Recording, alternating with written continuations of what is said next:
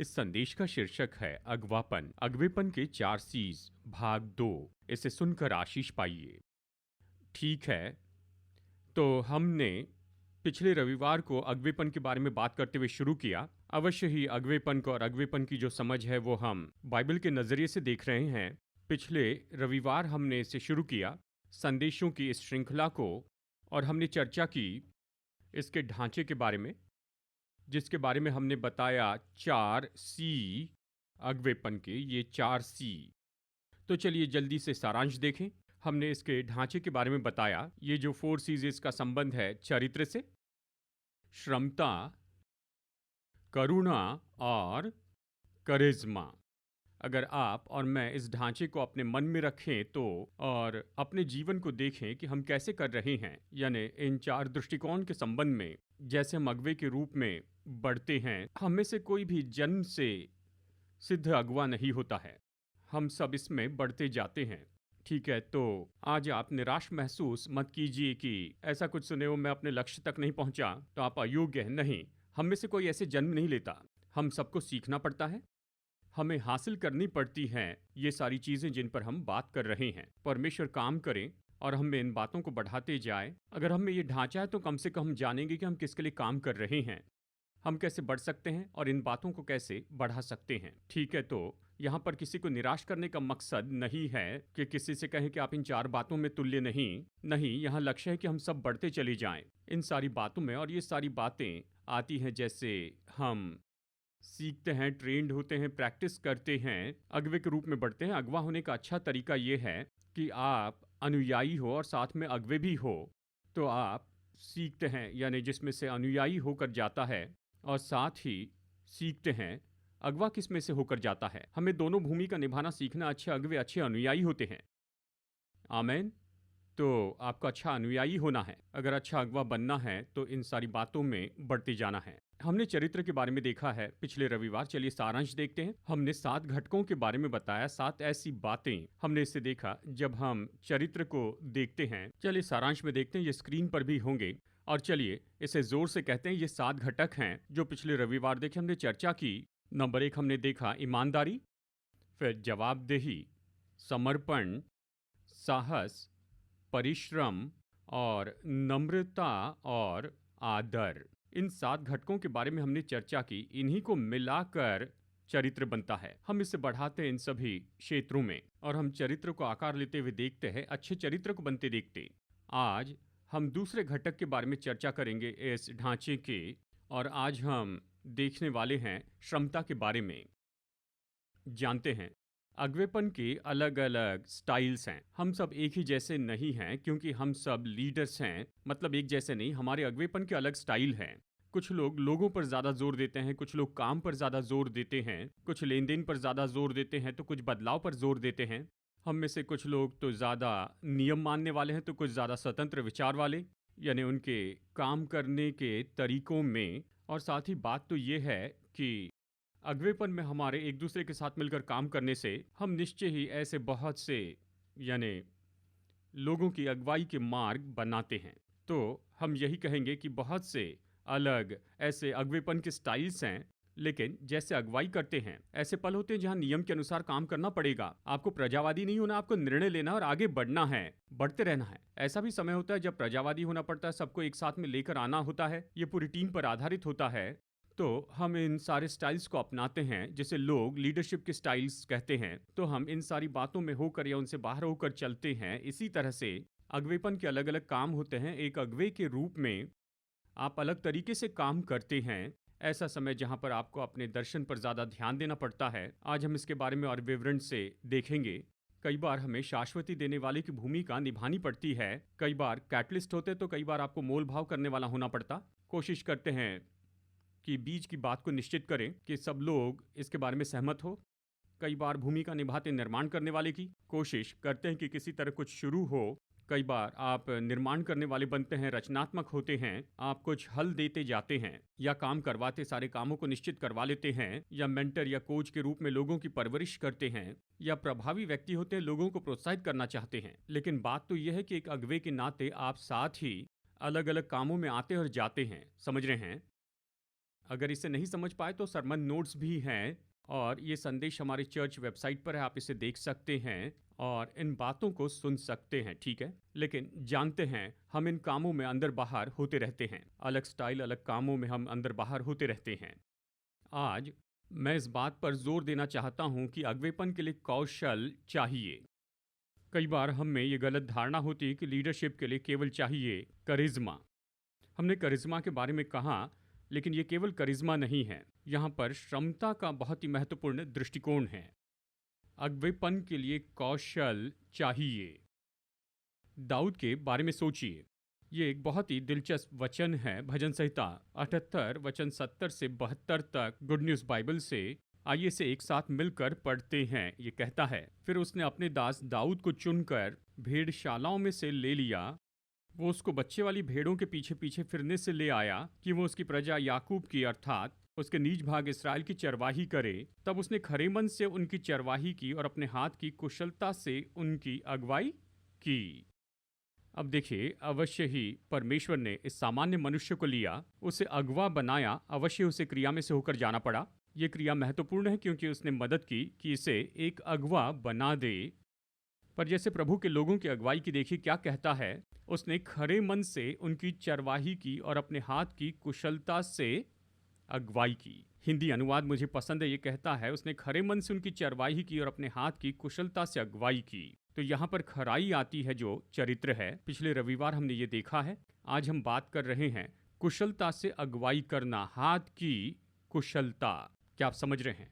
अगवेपन में कुशलता चाहिए, इसे हम बढ़ा सकते हैं, हम इन महारतों को सीख सकते हैं। अवश्य ही हम इसके बारे में प्रार्थना करते हैं। अवश्य ही और भी कुशलताएं जिन्हें हमें सीखना है और बढ़ाना है। जब हम क्षमता के बारे में कहते हैं तो हम कहते हैं ये तो एक साथ मिलाना है, यानी सब एक साथ लाते हैं, ज्ञान, कुशलता, योग्यता और अनुभव। तो क्षमता क्या है? ये तो एक साथ आना है ज्ञान का, कौशल, योग्यता और अनुभव का। अगर कोई व्यक्ति जिसमें बहुत अनुभव है तो हम कहते हैं निश्चय ये इस काबिल व्यक्ति है, इसके साथ इतना अनुभव है। हाँ, ये सब एक साथ में आना है। अब देखिए, भूतकाल में जब लोग किसी काबिल व्यक्ति को देखते थे जो बड़े मस्कुलर, ऊंचे कद के और बलवान थे, तो कहते थे ये काबिल हैं। पर वो चला गया है, वो दिन बीत गए हैं। आज बहुत से केसेस में क्षमता का संबंध होता है, जिसे आप जानते हैं, यानी आप में जो योग्यताएं हैं, आप में जो महारत है और जो अनुभव है, और शायद इसका आपकी मांसपेशियों से कोई भी संबंध ना हो। ये आधारित नहीं है आपके शारीरिक बल पर, इसका संबंध है आपके ज्ञान और आपके कौशल से। तो देखिए, ये जो क्षमता है ये इन सभी को मिलाकर बनती है, यानी इन सारी चीजों को जो हमें होनी चाहिए। अब सबोपदेशक अध्याय 10 वचन 10 कहता है, ये कहता है, यदि कुल्हाड़ा थोथा हो और मनुष्य उसकी धार को पैनी न करे तो अधिक बल लगाना पड़ेगा। तो जरा कल्पना कीजिए, आप सोचिए, कुल्हाड़ी आपकी क्षमता, आपका कौशल है। अगर कुल्हाड़ी की धार नहीं है तो फिर क्या होगा? आपको काम करने के लिए और ज्यादा शक्ति लगानी पड़ेगी, ज्यादा बल लगाना पड़ेगा कि काम पूरा करें। लेकिन कुल्हाड़ी धारदार हो तो काम जल्दी से पूरा हो जाएगा। हम बात कर रहे हैं क्षमता और कौशल पर। बढ़ाते जाए कौशल को, ज्ञान को, अपनी योग्यता को और अनुभव में बढ़ते जाए तो क्या होगा? आपका काम आप जल्दी से पूरा कर पाएंगे, जल्दी से, प्रभावी रीति से और बहुत ही अच्छे तरीके से। क्या आप समझ रहे हैं? तो हमें सीखना है कि बढ़ाते जाए या धारदार बनाए अपनी कुल्हाड़ी की धार को अपने जीवन में। देखिए, क्षमता तो सच में बहुत ही महत्वपूर्ण है क्योंकि ये हमारी योग्यता को दर्शाता है। लोग आपकी योग्यता को देखते हैं और वो आपके पास आते हैं आपकी योग्यता के कारण। वो जानते हैं कि आप क्या कर सकते हैं। साथ ही यह आपकी क्षमता को दिखाता है कि आप क्या क्या संभाल सकते हैं। ठीक है, ये व्यक्ति इतना संभाल सकता है तो हम ये इसे दे सकते हैं, या ये व्यक्ति इतना ही संभाल सकता है इसलिए ज्यादा नहीं दें। ठीक है, क्षमता यानी आप क्या संभाल सकते हैं, और योग्यता, और साथ ही कि लोग आप में कितना भरोसा रखते हैं। योग्यता बढ़ेगी तो लोग आप में ज्यादा भरोसा रखेंगे अगवे के रूप में। तो क्षमता जरूरी है क्योंकि यह आपकी योग्यता को प्रकट करती है, आप क्या कर सकते हैं इसे भी, और ये भरोसा उत्पन्न करती है जो लोग आप में रखते हैं। क्या आप समझ रहे हैं? हाँ, ठीक है। तो नीति वचन 22-29, आइए इसे एक साथ पढ़ते हैं। यदि तू ऐसे पुरुष को देखे जो कामकाज में निपुण हो तो वो राजाओं के सम्मुख खड़ा होगा, वो छोटे लोगों के सम्मुख नहीं होगा। कोई व्यक्ति अपने काम में बहुत ही निपुण हो, बहुत अच्छा हो, देखिए कुछ और अनुवाद इस तरह कहते हैं कि वो तो बहुत ही माहिर है अपने व्यापार में, वो अपने काम में बहुत ही माहिर हैं, वो अपना काम अच्छे से करता है। तो ऐसा व्यक्ति जो कि कुशल है, माहिर है, उसमें क्षमता है, तो क्या होता है, उसके लिए वो ऊंचे स्थान तो खोले जाएंगे। ठीक है। अब क्षमता अवश्य ही ये तो सटीक होती है आपकी भूमिका की ओर, जिस क्षेत्र में आप काम करते हैं। देखिए, यदि आप सॉफ्टवेयर डेवलपर है तो अवश्य ही, यानी सॉफ्टवेयर डेवलपमेंट में भी देखिए बहुत सी प्रोग्रामिंग लैंग्वेजेस हैं। आप हो सकते हैं डिज़ाइनर, आर्किटेक्ट, अलग भूमिका है और इसलिए आपके काम पर आधारित होकर आपको उसमें क्षमता रखनी है। ये तो उस काम के या भूमिका के संबंध में है। आज मैं आपको यही बताना चाहता हूँ कि 7 कौशल हैं जो कि सामान्य हैं, जो कि अगवे की क्षमता बढ़ाती है किसी भी क्षेत्र में। चाहे आप किसी भी क्षेत्र में क्यों न जुड़े हो, ये 7 कौशल या योग्यताएं जो हमारी क्षमता के साथ जुड़ती हैं और ये हम सब में होनी चाहिए अगवे के रूप में। तो ये सामान्य कौशल है कि आप समझ रहे हैं। ठीक है, तो हम सब में सटीकता से ऐसे क्षमता के क्षेत्र होते हैं जो काम पर आधारित होते हैं। ये ऐसे 7 हैं जो लोग ढूंढते हैं। नंबर 1, और मैं इसे जल्दी से बताना चाहता हूं, तो मेरे साथ में बने रहे। नंबर 1, दर्शन वाला। अगवा तो दर्शन वाला होता है। दर्शन वाला होने का मतलब क्या है? इसका अर्थ है कि आप अदृश्य को देख सकते हैं। इसका मतलब है अभी जो है वैसे ही नहीं देखते हैं, पर यह कैसे हो सकता है इसे देख सकते हैं। क्योंकि याद है पिछले रविवार हमने कहा था, अगवापन इस बारे में है कि आप खुद को और एक और व्यक्ति को जहां है वहां से जहां होना चाहिए ले जाए। अगवा ये देख सकता है कि हमें कहां पर होना चाहिए। क्या आप समझ रहे हैं? मतलब अभी जो भी है उसे नहीं देखते, लेकिन आप देखते हैं कि कहां पर होना चाहिए। उदाहरण के लिए झुग्गियों को देखें। ये तो गरीब लोग हैं, जिंदगी भर ऐसे रहेंगे, या कह सकते हैं ठीक है, मैं देख सकता हूँ ये कहां पर हो सकते हैं। मैं देख सकता हूँ ये गरीबी से बाहर आ रहे हैं, मैं देख सकता हूँ ये बेहतर जीवन पा रहे हैं। ये दर्शन वाला है। सड़कों पर बच्चों को देखते हैं, आप कहेंगे मुझे इनके लिए बहुत दुख है, या आप कह सकते हैं ठीक है, हे अगर हम इन बच्चों को पढ़ाए, अगर हम इन्हें अच्छे से पढ़ाए, यानी इन्हें अच्छा घर दे, इन्हें पढ़ाए, तो इनका जीवन अच्छा होगा। ये दर्शन वाला है। अभी जो है उसे नहीं देखते हैं, आप देखते हैं कि ये कैसे हो सकता है, और अगुवों को दर्शन वाला होना चाहिए। देखिए, यहाँ नीति वचन 29:18 विख्यात वचन है, बाइबल कहती है, पुराने किंग जेम्स में कहता है, आइए यहाँ पर खालिस्तान भरते हैं। जहाँ दर्शन की बात नहीं होती वहाँ लोग, मुझे जोर से सुनने दीजिए, निरंकुश होते हैं। न्यू किंग जेम्स कहता है, जहाँ पर दर्शन नहीं वहाँ लोग निरंकुश होते हैं। जहाँ दर्शन नहीं वहाँ लोग नाश होते, मतलब उनमें जीवन नहीं, वो उत्पादनशील नहीं होते हैं, वो कुछ हासिल नहीं करते हैं, या व्यवस्थाहीन हो जाते हैं, मतलब कोई रोक टोक नहीं, मतलब उनके मार्गदर्शन के लिए कुछ नहीं, वो हर जगह घूमते हैं। तो फिर दर्शन हमें प्रोत्साहित करता है, हमारी मदद करता है कि उत्पादनशील हो, हमें योग्य बनाता है कि उद्देश्य के साथ जीवन जिए, और हमें एक ही रास्ते पर रखता है, एक ही दिशा में, यहाँ वहाँ भटकने के बजाय। दर्शन इतना महत्वपूर्ण है। यीशु ने इसे इस तरह से रखा, मत्ती 6 में उसने कहा, शरीर का दिया आँख है। यदि आँख निर्मल हो तो सारा शरीर भी उजियाला होगा। अगर आँख बुरी हो तो अंधियारा होगा, अंधकार कैसे बड़ा होगा। स्पष्ट दर्शन उजियाला लाएगा। आपको उजियाला चाहिए अगर सही काम करना है तो। अगर उजियाला नहीं है तो फिर आप गड्ढे में गिरेंगे। बैंगलोर में ऐसे बहुत से हैं। आप कहीं गड्ढे में गिर जाएंगे। बात तो ये है, आपका दर्शन, स्पष्ट दर्शन ज्योति लाता है। एक और जगह पर, ये तो स्क्रीन पर नहीं है, लूका 6:39 में यीशु ने कहा, अगर अंधा अंधे की अगुवाई करे, वो आखिर में कहां पर जाएंगे? गड्ढे में। कल्पना कीजिए, अगर अगुवा अंधा है, मतलब दर्शन ही नहीं, कहां जा रहे पता नहीं, मार्ग नहीं दिख रहा है, और आप लोगों की अगुवाई कर रहे हैं। ओह, लीडर के पास दर्शन होना चाहिए, ये महत्वपूर्ण है। उसे दर्शन वाला होना है, उसे देखना है कि हम कहां जा रहे हैं और हमें किस जगह पर पहुंच जाना है। नंबर 2, क्या अब तक आप समझ रहे हैं? कार्यनीति बनाना। कार्यनीति बनाना मतलब आपके पास योजना हो, क्यों, क्या और कैसे। हम ये क्यों कर रहे हैं, हम इसे कैसे करेंगे, इसे करने के लिए क्या चाहिए। ठीक है, कार्यनीति बनाना, हाई लेवल का प्लान करना। आप नक्शे के बारे में सोचिए। कोई भी बिल्डिंग बनाई जाने के पहले आर्किटेक्ट नक्शा बनाते हैं। आप ज़रा कल्पना कीजिए, यानी आप किसी को लेकर जाते हैं और वहाँ खड़े होते हैं, खाली प्लॉट पर जाते, क्या देखते हैं? कुछ नहीं देखते हैं, खाली ज़मीन है। कोई कहेगा मैं देखता हूँ एक बड़ी सुंदर बिल्डिंग, दर्शन वाले हैं।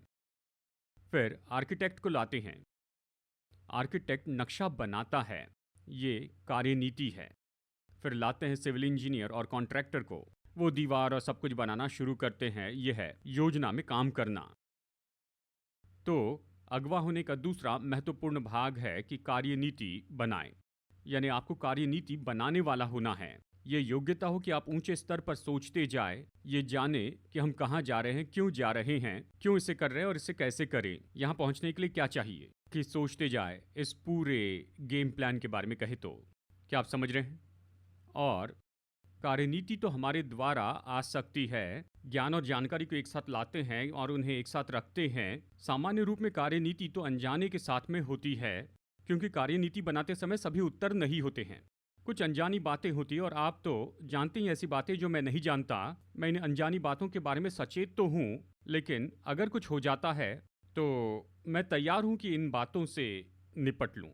प्लानिंग के समय बहुत ही डिटेल होते हैं, आप बात करते हैं, समय, कीमत, लोग, योजना के समय कसकर नियंत्रण करते हैं। तो योजना बनाना कार्यनीति से अलग है।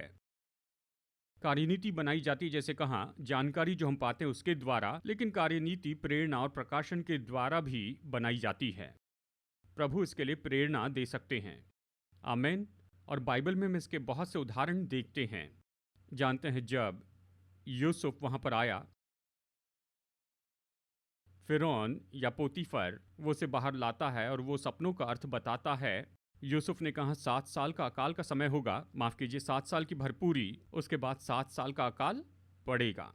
उसने सपने का अर्थ बताया, अच्छी बात है, पर इससे समस्या हल नहीं हुई। इसके बारे में क्या करें? तो वो कार्यनीति बताता है। उसने कहा 7 साल की भरपूरी के समय 20% बचा कर रखना, ताकि अकाल के 7 साल के समय तो तुम इसे लेकर तुम्हारे पास काफ़ी होगा कि लोगों को दे, लोगों को ये बेच सके। ये कार्यनीति है। फिरौन ने उसे देखा और कहा हमको ऐसा पुरुष कहाँ मिल सकता है जिसमें परमेश्वर का आत्मा है। ठीक है, फिर वो कहता है अब तुम्हारे पास कार्यनीति है तो कृपया जाकर इसमें काम करो, इसमें काम करो, और काम करने के बारे में बाद में बात करेंगे। लेकिन अद्भुत बात यह है कि परमेश्वर ने केवल उसे अर्थ ही नहीं बताया, केवल सपने का अर्थ ही नहीं बताया, पर उसे कार्यनीति दी कि समस्या को हल कर सके। इसे स्तर हल कर सकते हो, ऊंचे स्तर का है, लेकिन ऊंचे स्तर की कार्यनीति हमें चाहिए। कई बार जब दाऊद युद्ध के लिए गया था, परमेश्वर ने उससे कहा दाऊद जाकर तूत के वृक्षों के पास खड़े रहना, तो उन वृक्षों की फुगनियों से आवाज सुने, हवा की जब आवाज तू सुनेगा तब तू युद्ध के लिए जाना। दाऊद ने ऐसे ही किया और वो बहुत से युद्ध जीत गया। यहोशू यर्दन नदी के किनारे पर खड़ा था, वो वहां से यरीहो को देखता है। पहले ऐसे कभी नहीं किया था, पहली बार वो शहरपनाह वाले नगर को जीतने के लिए जा रहे थे। इसे कैसे करोगे? कोई ड्रोन्स नहीं, कोई हवाई जहाज नहीं, तो इसे कैसे करेंगे? परमेश्वर ने कार्यनीति दी, ये ईश्वरीय कार्यनीति थी, शहरपनाह के चक्कर लगाओ, मैं उन्हें गिरा दूंगा। ठीक है, बात तो यह है कि परमेश्वर हमें कार्यनीति देते हैं, तो आप इसके लिए भी खुले रहें। और फिर सभोपदेशक अध्याय 9 वचन 11, सुलेमान ने लिखा, फिर मैंने धरती पर देखा कि न तो दौड़ में वेग दौड़ने वाला, न शूरवीर युद्ध में जीतते, न बुद्धिमान लोग रोटी पाते, न समझ वाले धन, और न प्रवीणों पर अनुग्रह होता है, वे सब समय और संयोग के वश में होते हैं। तो ज्ञान महत्वपूर्ण है, महारत जरूरी है, समझ जरूरी है, बुद्धिमान होना जरूरी है, बलवान और तत्पर होना जरूरी है, लेकिन आपको जानना होगा कि कैसे समय और अवसर को आप ले सकते हैं। ये सब महत्वपूर्ण है, लेकिन आपको चाहिए कि इसे समझ लेने की योग्यता, यानी इसे ले समय और अवसर का आप लाभ उठाएं। क्या आप समझ रहे हैं? ये कार्यनीति का भाग है। कार्यनीति यानी समय और अवसर को पहचानना है। बाइबल कहती पहला इतिहास 12:32 में इस्साकार के पुत्र जो समय को पहचानते थे कि इस्राएल को क्या करना उचित है, कार्यनीति, वो समय को पहचानते थे और कहते अब तुम्हें यही तो करना चाहिए, कार्यनीति। क्या आप समझ रहे हैं? ठीक है, कुछ लोग पहले ही घर चले गए हैं। नंबर 3, बातचीत। ये एक और महारत है। यह हमें योग्यता होनी चाहिए कि हम बातचीत कर सके या बढ़ा सकें। बातचीत की योग्यता। योएल 2:11, यहोवा अपने उस दल के आगे अपना शब्द सुनाता है। तो परमेश्वर सेना की अगुवाई नहीं कर रहे हैं, लेकिन वो बोल रहे हैं, वो आज्ञा दे रहे हैं, वो वहां पर कह रहे हैं अपनी सेना के सामने ताकि सेना पीछे आए। एक अगुवे के रूप में आपको निश्चय ही बहुत ही स्पष्ट बोलना है। बाइबल पहला कुरिन्थियों अध्याय 14 वचन 8 में कहती है, और यदि तुरही का शब्द साफ ना हो तो कौन लड़ाई के लिए तैयारी करेगा। अब पुराने जमाने में तुरही का उपयोग होता था कि लोगों को युद्ध के लिए बुलाए, उन्हें आगे ले जाए, इन सारी बातों के लिए। यदि तुरही का शब्द साफ ना हो तो लोग नहीं जान पाएंगे क्या इसने कहा कि जाओ या फिर कहा कि रुको, वो नहीं जानेंगे। अगवा ऐसा नहीं कर सकता है कि अनिश्चित आवाज करे। देखिए, अगवे की आवाज बहुत ही स्पष्ट होनी चाहिए, बहुत ही निश्चित, बहुत ही सटीक। हम यही तो करने वाले हैं। बातचीत बहुत ही महत्वपूर्ण है। क्या आप समझ रहे हैं? आमीन। तो एक और महत्वपूर्ण महारत और योग्यता है। अगवे के रूप में हमें बातचीत करने की योग्यता को बढ़ाना है। नेहम्याह इसका बहुत अच्छा उदाहरण है। नेहम्याह की किताब अगवेपन पर बहुत ही अच्छा अध्ययन है। और यहाँ नेहम्याह 2:18 में नेहम्याह आकर उस जगह का सर्वे करता है। तो उसने कार्यनीति बना ली है, फिर वो लोगों से बातें करता है। नेहम्याह 2:18 में कहता है, मैंने उनको बतलाया कि मेरे परमेश्वर की कृपा दृष्टि मुझ पर कैसी हुई और राजा ने मुझसे क्या क्या बातें कही थी। अब लोगों की प्रतिक्रिया को देखिए। तब उन्होंने कहा, आओ हम कमर बांध कर बनाने लगे। तो देखिए, उसने बातचीत की और लोग सक्रिय हो गए, आओ इसे करें। तो बातचीत बहुत ही महत्वपूर्ण है। जब आपको अपनी टीम को प्रोत्साहित करना है, पीछे आने वाले लोगों को प्रोत्साहित करना है, और ये बहुत ही स्पष्ट है। और नेहम्याह जानता था कि कैसे उनसे बातचीत करें। प्रभु ने उसके हृदय में जो दर्शन रखा वो लोगों को बताए कि उन्हें परमेश्वर के कामों में सक्रिय कर दें। नंबर 4, लोगों का कौशल। हमें सीखना होगा कि लोगों के साथ कैसे काम करें। अक्सर दर्शन एक व्यक्ति के काम से ही पूरा नहीं होता, हमें एक साथ काम करना है टीम के रूप में। और बाइबल हमें बताती है सबोपदेशक अध्याय 4 में और वचन 9 में ये कहती है, 1 से 2 अच्छे हैं क्योंकि उनके परिश्रम का अच्छा फल मिलता है। तो लोगों के रूप में, अगुवे के रूप में आपको जानना है लोगों को एक साथ कैसे लाए, एक साथ काम करें, कैसे उन्हें प्रोत्साहित करें, कैसे उनकी समस्या हल करें, लोगों की समस्याओं से कैसे निपटे। और ये सब उसने सीखा कि इसे कैसे करें। देखिए, मैंने बहुत सी गलतियां की हैं चर्च में। मेरी यात्रा के दौरान मुझे लोगों के साथ काम करना पड़ा और हम सीखते जाते हैं। मैं सिद्ध नहीं हूँ, लेकिन हम गलतियों से सीखते, हम अच्छे अगुवे बनते जाते हैं। और निश्चित कर ले कि आप उन गलतियों को दोहराते न जाएं, हम उससे सीखें। हम सीखते लोगों को कैसे प्रोत्साहित करें, उभारें, टीम के रूप में काम करें। जानते हैं, कल भाइयों का कॉन्फ्रेंस था और वो बहुत ही अच्छा था। यानी जानते हैं, यानी सब कुछ बहुत अच्छा था। घमंड से नहीं कह रहा हूँ घमंड से नहीं कह रहा हूँ, बस कह रहा हूँ सब कुछ बहुत ही अच्छा था। मतलब वाह, सुनो, ये लोग टीम के रूप में काम करते हैं, सब एक साथ काम करते हैं। चर्च के स्टाफ्स और वॉलंटियर्स, ये सब एक साथ काम करते हैं कि ये सब कुछ चलते रहें। वाह, ये सच में बहुत अच्छी टीम है, यानी अच्छा काम करते हैं। और ये तो ऐसे ही होना चाहिए, ये ऐसी परंपरा होनी चाहिए, यानी टीम वर्क की। देखिए, कोई फर्क नहीं पड़ता, बस काम करे। और अंतिम परिणाम में हम चाहते हैं कि, जानते हैं, कि अंतिम परिणाम अच्छा हो। हम टीम के रूप में काम करते इस बारे में नहीं कि केवल एक ही व्यक्ति काम करे या केवल उन्हीं की ओर ध्यान जाए, लोगों की समस्याओं को हल करें। नंबर 5, हमें योजना बनानी है। मतलब आप तैयारी करते हैं, पहले से अनुमान लगाते हैं और बुद्धिमानी से योजना बनाते हैं। यानी देखिए, जो काम है ये इसी तरीके से होगा। योजना महत्वपूर्ण है। नीति वचन 22:3 कहता है, चतुर मनुष्य विपत्ति को आते देखकर छिप जाता है। मतलब चतुर मनुष्य आगे देख पाता है और देखते हैं क्या करना चाहिए, कौन सी क्रिया करनी चाहिए, और जो कुछ गलत हो सकता है उसके लिए वो पहले से तैयार रहते हैं, यानी बुद्धिमान मनुष्य। और तो नंबर 6, मैं खत्म करने के पहले एक उदाहरण दूंगा। चलिए 6 पॉइंट्स को पूरा करते हैं। नंबर 6, अमल में लाना। अमल में लाना ये तो ऐसी योग्यता है कि उन कामों को करते जाएं। अच्छा है कि दर्शन रखे, कार्यनीति रखना अच्छा है, प्लानिंग करना अच्छा है, पेपर पर लिख लेना, लेकिन अमल में न लाए तो अनंत काल आकर जाएगा और वो पेपर पर ही रह जाएगा। तो अच्छा लीडर ही उसे अमल में ला सकता है, उसे कर सकता है। ठीक है, इसका मतलब ये है, यानी आपके पास ये स्रोत है, आपके पास समय है, पैसा है, लोग हैं, यानी योजना है, दर्शन है, कार्यनीति, सब कुछ तैयार है। अब इन सबको एक साथ रखें और इसका परिणाम लेकर आए, अमल में लाना। अच्छा अगवा अच्छे से अमल में लेकर आए। यूसुफ के उदाहरण को फिर देखिए। यूसुफ ने फिरौन के सपने का अर्थ बताया और उसे बस कार्यनीति दी होती, लेकिन फिर वो सो जाता तो पता नहीं क्या लोग बचाए जाते या नहीं। लेकिन फिरौन ने कहा तुम इसे अमल में लाओ, मैं तुम्हें ये जिम्मेदारी देता हूँ, तुम्हें प्रधानमंत्री बनाता हूँ, मेरे बाद तू ही अधिकारी है, इसे पूरा करो। और उसने वैसे ही किया और जिंदगी बचाई गई। अमल में लाना महत्वपूर्ण है। नंबर 7 आखिरी है, यह है सीखना। अच्छे अगवे ये अच्छे सीखने वाले होते हैं और वो निरंतर सीखते जाते हैं। हम ऐसे दिन और युग में जी रहे हैं जहां आपने 5 साल पहले कमाया हुआ सर्टिफिकेट आज कोई मायने नहीं रखता, वो आउटडेटेड हो गया। खास करके टेक्नोलॉजी के क्षेत्र में आप कह सकते हैं मेरे पास ये है, वो है, मुझे याद है मैं इसमें जुड़ा था। ऐसे बहुत से सर्टिफिकेट्स है, अगर आज मैं उनकी ओर देखता हूँ, आज कोई इनके बारे में बात भी नहीं करता है। वो सर्टिफिकेट्स तो आज बिल्कुल वैध नहीं रहे।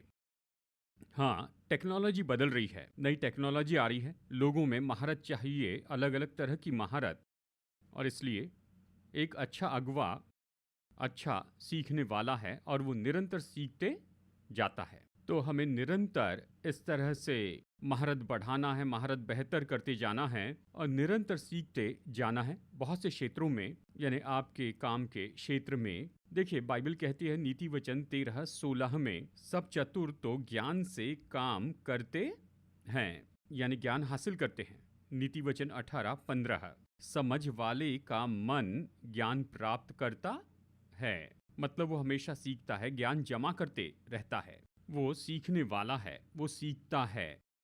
तो अगवे के रूप में हमें सीखते जाना है। और शायद ये तो बहुत अच्छी बात होगी, ये किताब जो कि लिखी गई है डॉक्टर ब्रेट लिस्टैट्स, ये तो व्यवहार के बड़े साइंटिस्ट हैं, operation expert, Harvard business review press ने पब्लिश किया। किताब का शीर्षक यही है, never stop learning, stay relevant, reinvent yourself and thrive. जब उन्होंने कहा, मैं उनकी किताब से कोट कर रहा हूँ, एक या दो वाक्य उन्होंने कहा, आज तेजी से बदलने वाली संसार की इकोनॉमी ये हमसे मांग करती है कि हम कभी सीखना बंद न करें या फिर हम उपयुक्त होना बंद करेंगे। सैमी लीडर्स जानते हैं, इसका मतलब अपनी सीखने की यात्रा में निवेश करते जाना, ताकि वह ऐसे क्रिया और व्यवहार को बना सके जो कि सफलता के लिए जरूरी है। तो आप निरंतर अपने खुद के लिए सीखते हैं। अगर आप सीखेंगे तो आपके पीछे आने वालों को यह प्रोत्साहित करेगा कि वो भी सीखते जाएं। और एक सरल मार्ग है कि हमेशा सीखते जाएं, कि ध्यान से देखें और अच्छे से सुनते जाएं।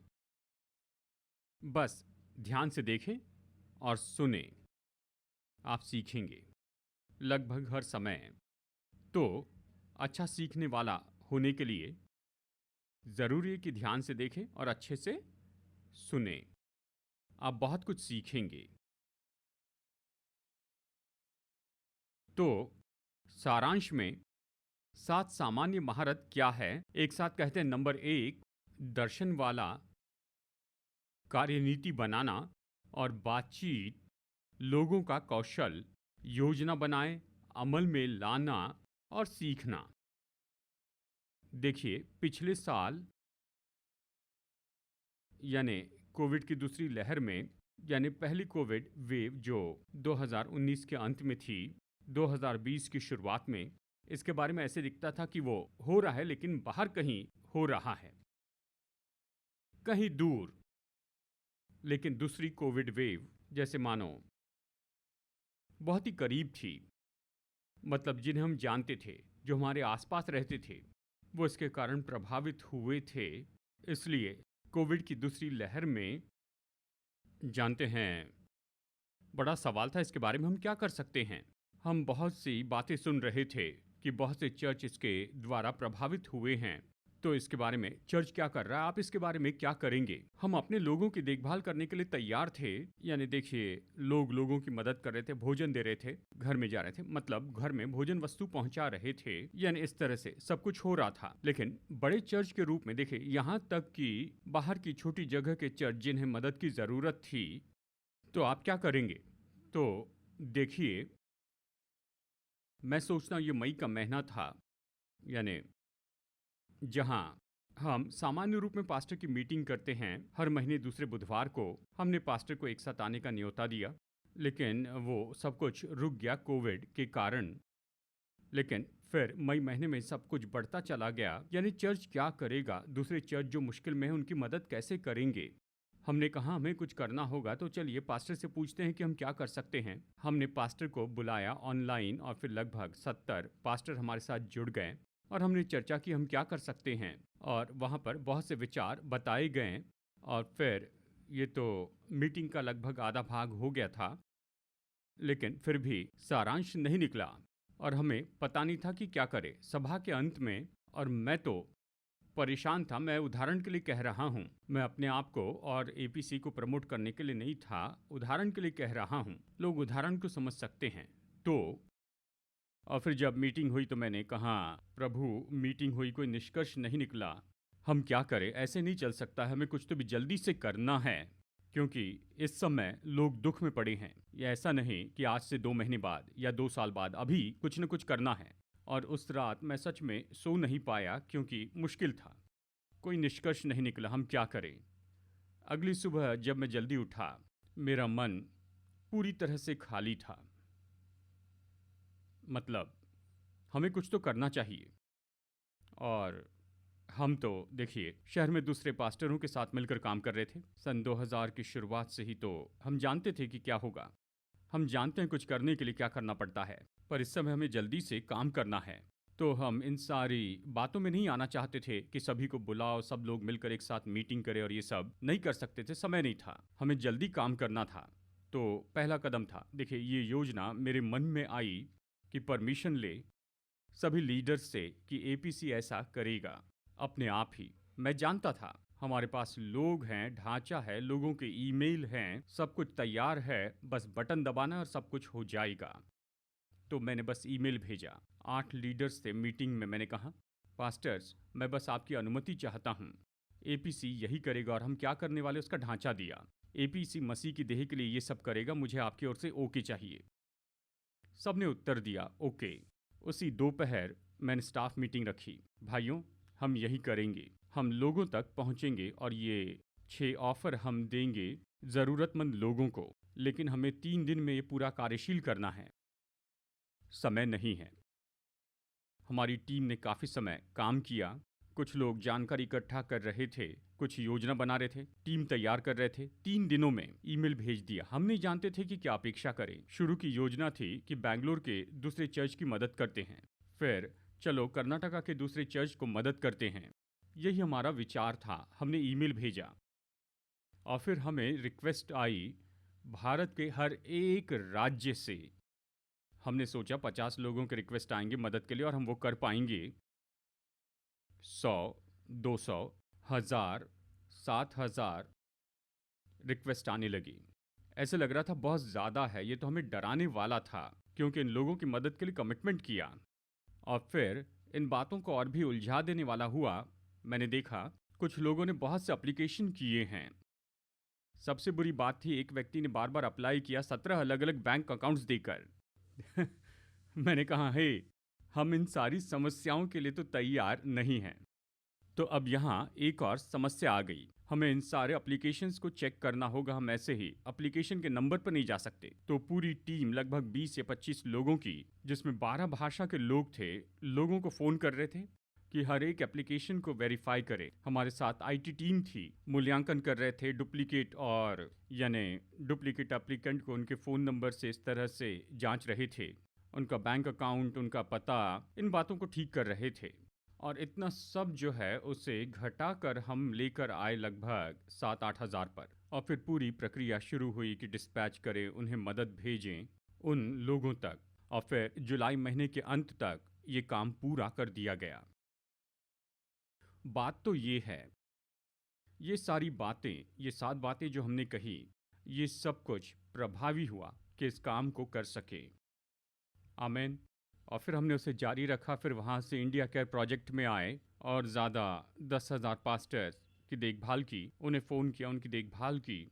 हम सब ने इसे पूरा किया, लगभग 1 साल से भी ज़्यादा समय हुआ। अच्छी कोशिश की कि उनकी देखभाल करें, लेकिन ये टीम का काम था और ये पूरा स्टाफ और बहुत से लोग थे, एक साथ काम कर रहे थे कि ये पूरा हो सके। तो ये तो बस एक उदाहरण है। देखिए, हर एक क्षेत्र में हमें चाहिए, हमें इस तरह काम करने की ज़रूरत है कि हम एक साथ में आए और ये काम करते चले जाएं। यदि हम लोगों को आशीष देंगे, उनकी मदद करेंगे और ये सारे काम करते जाएंगे। अंत में यहाँ से विदा होने के पहले मैं आपको कुछ विचार बताना चाहता हूँ। अपने काम के क्षेत्र में अपनी क्षमता को खास करके बढ़ाते चले जाएं। ठीक है, तो आप इसे निरंतर करते जाएं। हम अलग अलग बातों में जुड़े हुए हैं, इसलिए हम आपको प्रोत्साहित करते हैं कि अपने काम के क्षेत्र में अपनी क्षमता बढ़ाते चले जाएं। सबोपदेशक 9:10 में बाइबल कहती है, जो काम तुझे मिले उससे अपनी शक्ति भर करना। जो काम तुझे मिले उसे अपनी पूरी शक्ति भर कर, जो भी करते हैं उसमें सबसे उत्तम करें, अपना सबसे उत्तम दीजिए। ये कुछ विचार की क्षमता बढ़ाते जाए, परमेश्वर हमें सामर्थ देते हैं, हम सीखते हैं, अभ्यास करते हैं, उसे मानते हैं और मेंटर होते हैं और उंडेलते भी हैं। इस वचन के साथ संदेश खत्म करूंगा। यहाँ हम देखेंगे भजन संहिता 90 से, फिर उसके बाद प्रार्थना करेंगे। भजन 90 वचन 16। जब मैं कहता हूँ कि उसके बाद हम प्रार्थना करेंगे तो ये समय है कि हम सब जाग जाएं। भजन संहिता 90। कोई नहीं चाहता कि बाकी सब खड़े हो जा रहा, आप बैठे बैठे सोए रहे। नहीं, मजाक कर रहा हूँ। भजन 90 वचन 16 और 17 भजनकार कहता है, और ये पैशन अनुवाद है, कहता है, तेरा काम तेरे दासों को और तेरा प्रताप उनकी संतान पर प्रकट हो। हमारे परमेश्वर यहोवा की मनोहरता हम पर प्रकट हो। तू हमारे हाथों का काम हमारे लिए दृढ़ कर, हमारे हाथों के काम को दृढ़ कर। आइए वचन 17 के अंतिम भाग को यहाँ पर एक साथ पढ़ते हैं। तू हमारे हाथों का काम हमारे लिए दृढ़ कर, हमारे हाथों के काम को दृढ़ कर, यानी हमें सफलता दे हमारे सारे कामों में। तो आइए फिर से पढ़ते हैं। तू हमारे हाथों का काम हमारे लिए दृढ़ कर, हमारे हाथों के काम को दृढ़ कर, और हम जो भी करते उसमें हमें सफलता दे। इसका मतलब, प्रभु आकर मेरे साथ में काम कीजिए। आप जो भी करते हैं, परमेश्वर आकर काम कीजिए। हम इसे अकेला नहीं करते हैं, प्रभु साथ में होते हैं। आकर काम कीजिए, तभी हमारे काम बने रहेंगे, ये फलवंत होंगे, ये अच्छे होंगे, तब हमारे काम बने रहेंगे और परमेश्वर हमें सफलता देंगे हमारे सारे कामों में। हम में से हर एक के लिए ये बात सच हो। आमीन। आइए हम सब खड़े हो जाएं। चरित्र अगुवे के रूप में महत्वपूर्ण है और हम सब इसमें बढ़ते जाएं, चरित्र में बेहतर होते जाएं। क्षमता जरूरी है अगुवे के रूप में।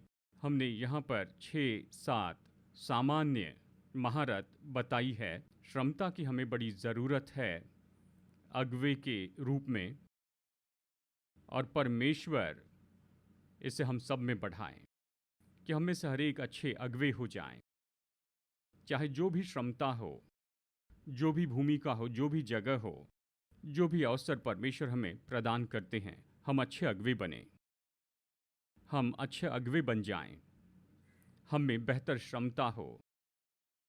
सुंदर बात यह है कि हम प्रभु को न्योता दे सकते हैं कि हमारे साथ काम करें। हे परमेश्वर, हमारे साथ काम कीजिए ताकि हमारे काम बने रहें, ये फलवंत होते जाए, बड़ा लंबा प्रभाव रखें और वो हमें सफलता दे। हम यही तो चाहते हैं। हमारे परमेश्वर की मनोहरता, हमारे परमेश्वर की सुंदरता हम पर प्रकट हो जाए। बस कुछ पल के लिए प्रार्थना कीजिए। प्रभु को न्योता दें भजनकार के जैसे आप प्रार्थना कीजिए, अपने ही शब्दों में कहिए,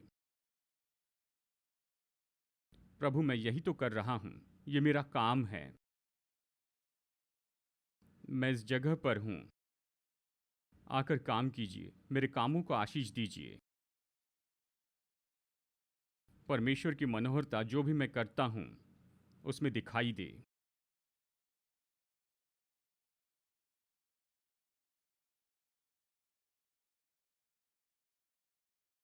पिता मैं प्रार्थना करता हूँ हमारे प्रभु यीशु मसीह के नाम में, हम में से हर एक के लिए आपने हमें यह अवसर दिया है कि जीवित रहें, सेवा करें, और जहाँ भी आपने हमें रखा है, आपने हमें जो भी मौका दिया है, पूरे दिल से इसे करने में मदद कीजिए, अपनी पूरी शक्ति से, और आकर हमारे साथ काम कीजिए, हम में से हर एक के साथ।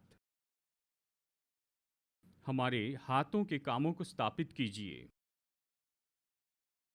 इसे मजबूत कीजिए, फलवंत कीजिए, इसे आशीष बनाइए, हमारे कामों को स्थापित कीजिए। और प्रभु महिमा दी जाए, लोग हमारे भले कामों को देख सके, और ये हमारे स्वर्गीय पिता को महिमा दे जो स्वर्ग में है। वो हमारे भले कामों को देखे और हमारे स्वर्गीय पिता को महिमा दे। प्रार्थना करता हूँ जैसे लोग कल अपने ऑफिस में जाते हैं या अपने स्कूल या फिर कैंपस में जाते हैं और उन्हें दफ्तर में देखते हैं, तो परमेश्वर की महिमा आपके लोगों पर दिखाई दे, कि लोग इनके भले कामों को देखें और ये आपके बारे में इनसे पूछें, और लोग देखने पाए जो काम ये करते हैं, जिस तरह हस्तक्षेप करते हैं, जिस तरह चलते फिरते हैं, तो वो पूछने पाए आपकी संतानों से इनके स्वर्गीय पिता के बारे में।